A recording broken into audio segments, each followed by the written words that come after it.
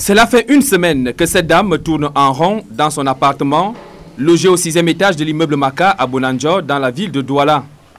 Une situation qu'elle dit vivre ainsi depuis qu'un préavis d'expulsion leur a été servi par les soins du chef d'agence Douala de la Société de recouvrement des créances du Cameroun.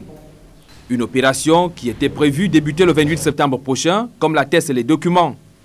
Mais c'est plutôt à un déménagement forcé que l'on assiste ici avant la date butoir, toute chose que déplore cette dame qui a requis l'anonymat.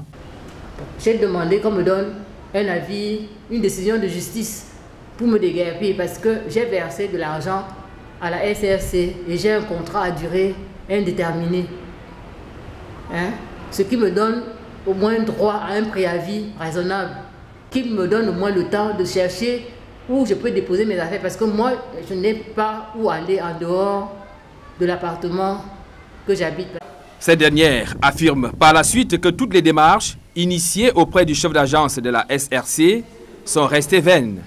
Quand je suis arrivée, il s'est mis à m'intimider, me disant qu'il ne pouvait même plus m'accorder un jour, que je sorte avant minuit au besoin parce que le lendemain, Canal 2 va être là si je ne veux pas avoir honte.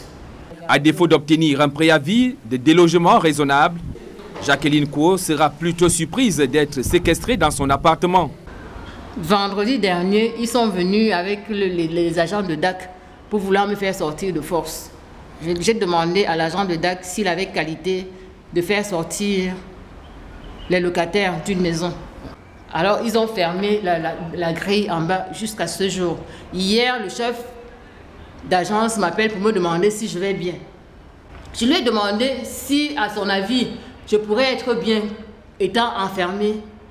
Au vu de toutes ces plaintes qui accablent le chef d'agence de la Société de recouvrement des créances du Cameroun de Douala, en la personne de Rigobert Célestin Pigui, nous avons joint ce dernier au téléphone pour avoir sa version des faits et il nous a répondu, je cite, « Je n'ai rien à vous raconter ». Fin de citation.